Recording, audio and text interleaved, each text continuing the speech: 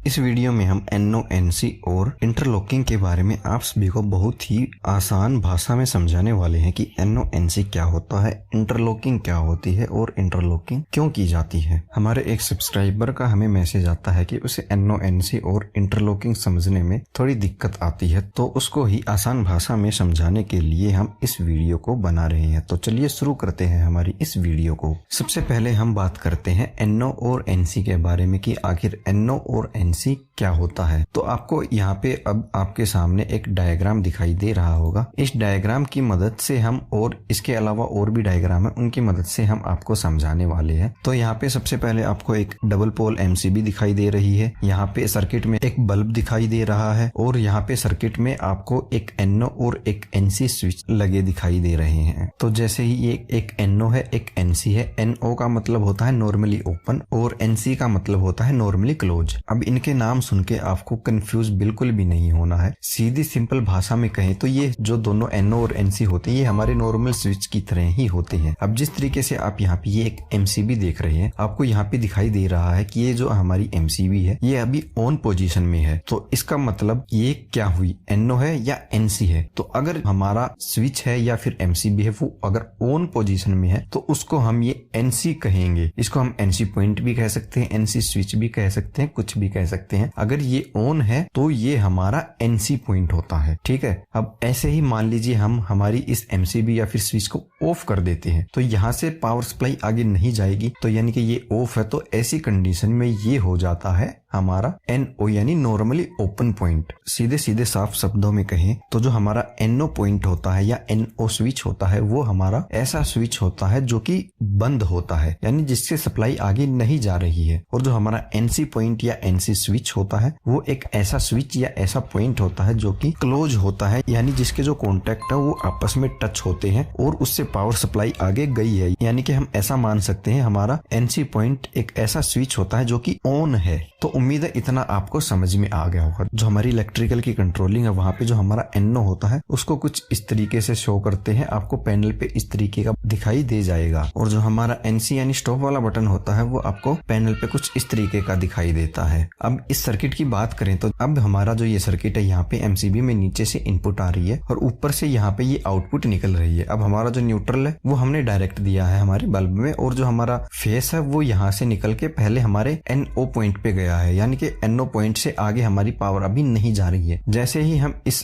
NO point को on करेंगे तो ये इन दोनों कॉन्टेक्ट को आपस में टच करा के शॉर्ट कर देगा और हमारी जो पावर है वो आगे चली जाएगी। लेकिन जैसे ही हम इसको दबाएंगे ये NO की जगह NC में बदल जाएगा, क्योंकि इसके दोनों कॉन्टेक्ट आपस में शॉर्ट हो गए हैं और यहाँ से हमारी पावर जो है वो आगे जा रही है। तो हमारा जो स्विच है वो ऑन पोजीशन में हो गया है, और ऑन पोजीशन जैसे हमने बताया था जो हमारा ऑन स्विच होता है वो NC होता है, तो ये NC में बदल जाएगा। और इससे आगे एक NC पॉइंट लगा ही है तो यहाँ से पावर होते हुए हमारे बल्ब में जाएगी और हमारा बल्ब जलने लगेगा। ठीक ऐसे ही मान लीजिए हमने इसको दबा दिया है। वैसे जो पैनल पे आपको बटन दिखते हैं वो एक बार दबाने पे वापस अपनी पोजीशन में आ जाते हैं, यानी कि वो हमने दबा दिया तो वो दबे नहीं रहते, वापस रिलीज हो जाते हैं। लेकिन हम मान के चलते हैं यहाँ पे हमने ये दबा दिया है और ये NO पॉइंट NC में ही बदल गया है। तो अब हमारा जो बल्ब है वो ग्लो हो रहा है। तो हम यहाँ पे जो हमारा NC पॉइंट है इसको अगर दबाते हैं तो ये जो दोनों यहाँ पे इसके कॉन्टेक्ट हैं ये दोनों पॉइंट यहाँ से एक दूसरे से जो टच है वो हट जाएंगे और हमारी जो पावर है वो आगे नहीं जा पाएगी और हमारा जो ये बल्ब है वो जलना बंद हो जाएगा। तो ये कुछ इस तरीके से जो हमारा NONC है वो काम करता है। इसमें ज्यादा कंफ्यूज होने वाली कोई भी बात नहीं होती। अब जैसे कि हमने बताया हमारे पैनल पे हम इस बटन को दबाते हैं और ये अपने आप ही छोड़ने के बाद अपनी पोजीशन में आ जाता है। तो ऐसी कंडीशन में हम यहाँ से इसको दबाएंगे तो हमारा बल्ब चालू हो जाएगा और जैसे ही इसको छोड़ेंगे तो हमारा बल्ब भी साथ में बंद हो जाएगा। तो ऐसी सिचुएशन में जो हमारा उपकरण होता है उसको चालू रखने के लिए होल्डिंग दी जाती है। अब वो होल्डिंग किस तरीके से दी जाती है वो हम आपको आगे समझाने वाले हैं। अब आते हैं हमारे इस एक और सर्किट पे। यहाँ पे हम आपको NONC के साथ हम ये होल्डिंग क्यों करते हैं वो आपको समझाने वाले हैं। तो जैसे पिछले सर्किट की मदद से हमने आपको NONC समझा था, लेकिन वहाँ पे आपको एक दिक्कत आ रही थी। जैसे ही आप इस NO बटन को पुश करते हैं तो हमारा जो बल्ब है वो चालू हो जाता था, लेकिन जैसे ही हम इसको छोड़ते हैं तो जो हमारा बल्ब है वो बंद हो जाता है। तो इसका सोल्यूशन ही हमारा ये होल्डिंग होती है। तो अब देखते हैं इसको कैसे करते हैं। यहाँ पे हमने एक TPN दिया है, यहाँ पे सीधी जो पावर सप्लाई है वो आ रही है। यहाँ पे इनपुट और आउटपुट में यहाँ से जो हमारी 3 फेज की सप्लाई है वो सीधा एक कॉन्टेक्टर में जा रही है और एक कॉन्टेक्टर से निकल के सीधी हमारी एक मोटर में आ रही है। ठीक है, ये हमारा कॉन्टेक्टर हो गया है। अब यहाँ पे कॉन्टेक्टर के 2 पॉइंट है, A1 और A2।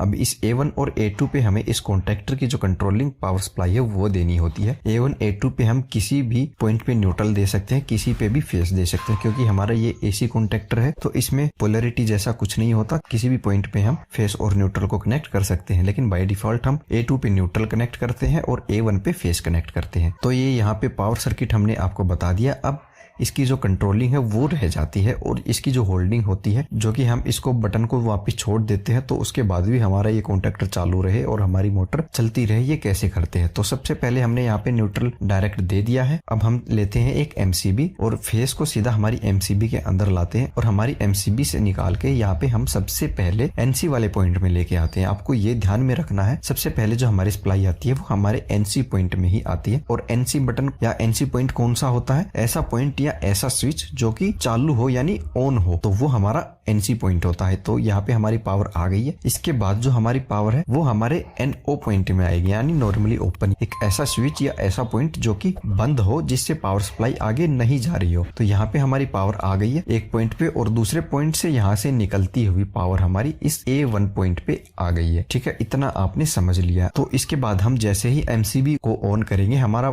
NC पॉइंट तो ऑन है ही, तो यहाँ पे इस पुश बटन यानी NO बटन को दबाएंगे तो जो पावर है सीधी हमारी यहाँ पे A1 पे पहुंच जाएगी। A2 पे हमने कॉन्टेक्ट कनेक्ट कर ही दिया था, तो जो ये हमारा कॉन्टेक्टर है वो चालू होगा और हमारी मोटर भी चलने लग जाएगी। लेकिन ठीक ऐसे ही इसको हम छोड़ेंगे तो यहाँ से ये पावर सप्लाई कट हो जाएगी और हमारा कॉन्टेक्टर भी बंद हो जाएगा। तो इसके सोल्यूशन के लिए ही ये हम यहाँ पे होल्डिंग यूज करते हैं। तो ये आपको यहाँ पे ये होल्डिंग के लिए हमने वायरिंग की है वो आपको दिखाई दे रही है। अब होल्डिंग में आपको समझना है कि हमें होल्डिंग कैसे करनी है। तो हमें होल्डिंग के लिए एक ऐसा पॉइंट चाहिए या एक ऐसा स्विच चाहिए जो हमारे कॉन्टेक्टर ऑन होने के साथ ही ऑन हो जाए और हमारी जो ये पावर है वो इस पॉइंट के बिना ही सीधी हमारी A1 पे पहुंच जाए। तो ऐसा पॉइंट हमारा कौन सा होगा? जो कॉन्टेक्टर ऑन होने पे ऑन होगा, यानी ऑन होने पे NC में होगा। तो ऐसा पॉइंट हमारा NO होता है, यानी हमारा कॉन्टेक्टर बंद है। तो ये पॉइंट आपको यहाँ पे दिखाई दे रहा है 13 नंबर और 14 नंबर। ये पॉइंट अगर हमारा कॉन्टेक्टर बंद है तो ये NO है, यानी ये स्विच या ये पॉइंट भी बंद है। और जैसे ही हमारा कॉन्टेक्टर चालू होगा तो हमने बता दिया जो NO पॉइंट है वो NC में बदल जाता है। तो ये हमारा पॉइंट NC में बदल जाएगा और अगर हम यहाँ पे पावर सप्लाई कनेक्ट करते हैं तो वो हमें नीचे भी मिलने लगेगी। ठीक है, इस तरह आपने समझ लिया है। अब आपको एक तार लेना है और वो आपको ध्यान रखना है जो हमारा NC पॉइंट है उसकी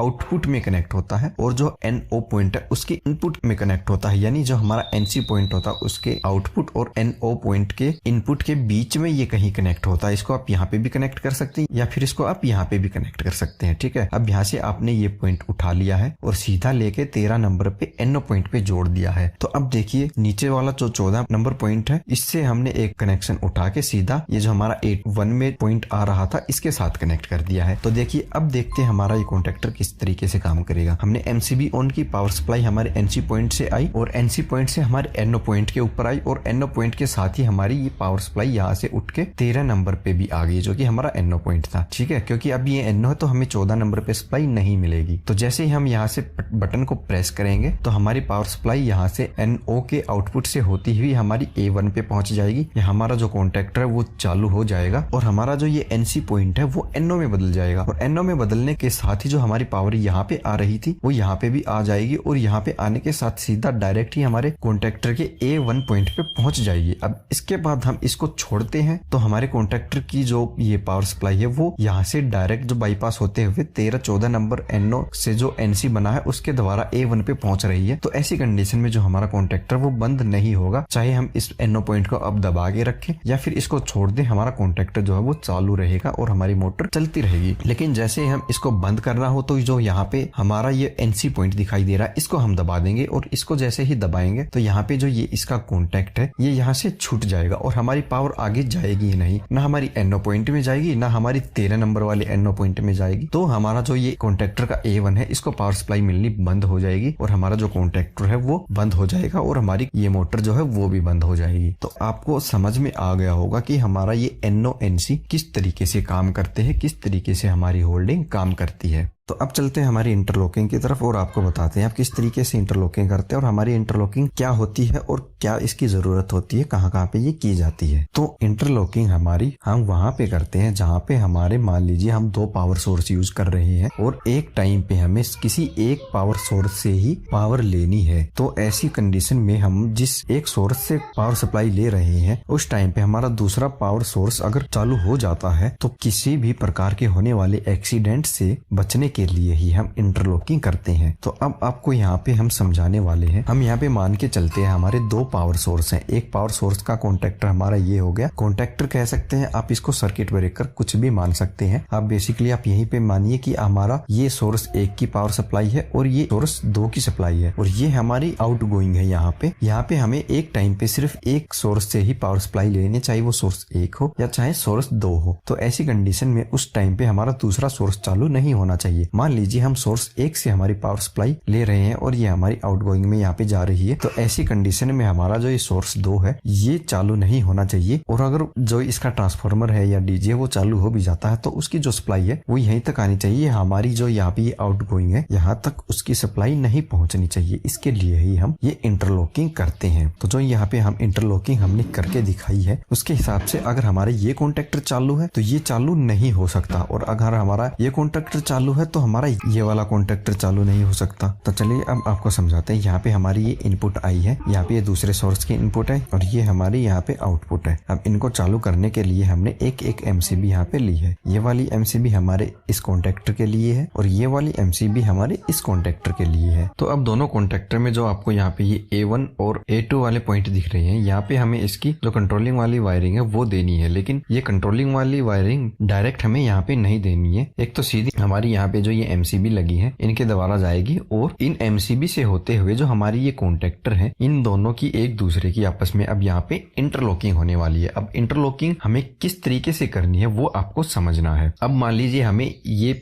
सोर्स 1 है, इसकी इंटरलॉकिंग करनी है। हम इसकी इंटरलॉकिंग इस वाले कॉन्टेक्टर के साथ होगी। अब मान लीजिए ये हमारा कॉन्टेक्टर हमें ऑन करना है।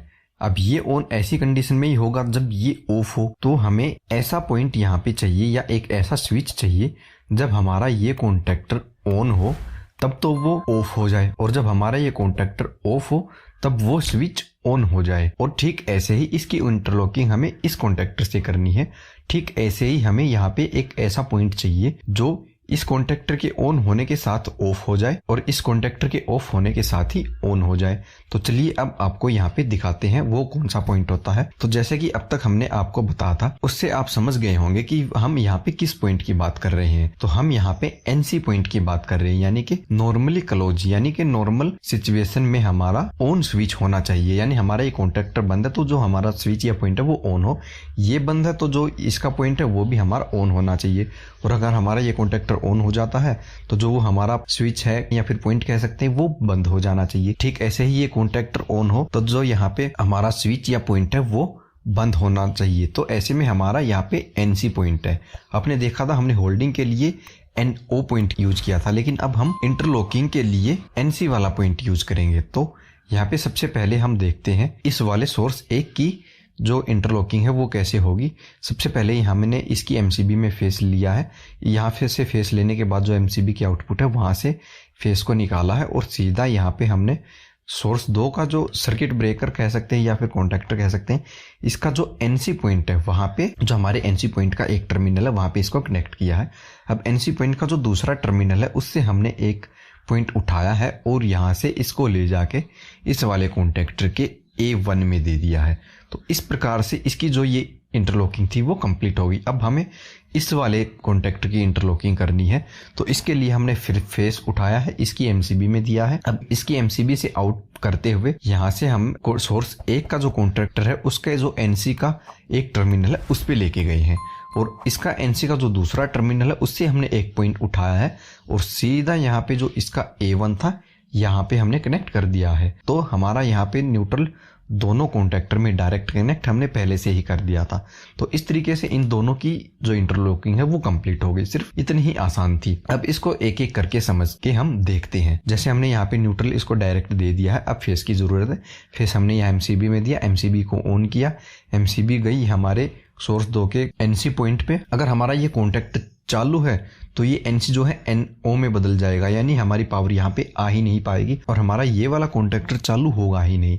अब मान लीजिए ये बंद है तो हमारा जो पॉइंट है NC वो NC ही है, तो यहाँ पे जो पावर आई है वो सीधा यहाँ से निकलते हुए हमारे A1 के ऊपर चली गई है और हमारा ये कॉन्टेक्टर अब ऑन हो गया है। अब इसके ऑन होने के साथ ही ये जो इसका NC पॉइंट है ये अब NO में बदल गया है। ठीक है, NO मतलब जो स्विच बंद है। तो अब जैसे हम इस MCB को अगर ऑन भी कर देंगे ना, तो यहाँ से हमारी पावर जो है MCB से होते हुए इसके NC के एक टर्मिनल पे जाएगी। जैसे कि हमारा ये तो कॉन्टेक्टर तो ऑन है तो ये NO में बदल गया है, यानी कि बंद है, तो यहाँ पे हमारी पावर आएगी नहीं, और आएगी नहीं तो यहाँ पे A1 पे हमारी पावर जा नहीं पाएगी, तो ये वाला कॉन्टेक्टर हमारा ऑन हो ही नहीं पाएगा। तो कुछ इस तरीके से जो हमारी ये इंटरलॉकिंग होती है वो काम करती है। तो उम्मीद है आपको ये NO NC और जो हमारी ये इंटरलॉकिंग है वो समझ में आ गई होगी। इससे जुड़ा अगर आपका कोई भी डाउट है तो आप हमें नीचे कमेंट में बता सकते हैं, वहां हम आपके जो भी डाउट है उनको सोल्व कर देंगे। अब इसके अलावा अगर आप बस बार के बारे में जानना चाहते हैं कि बस बार का उपयोग हम कहाँ पे करते हैं, क्यों करते हैं, तो इसके लिए आप हमारी राइट वाली वीडियो देख सकते हैं। और अगर आप जो हमारी ट्रांसमिशन लाइन है उनमें अर्किंग हॉर्न लगाया जाता है इसके बारे में जानना चाहते हैं तो इसके लिए आप हमारी लेफ्ट वाली वीडियो देख सकते हैं।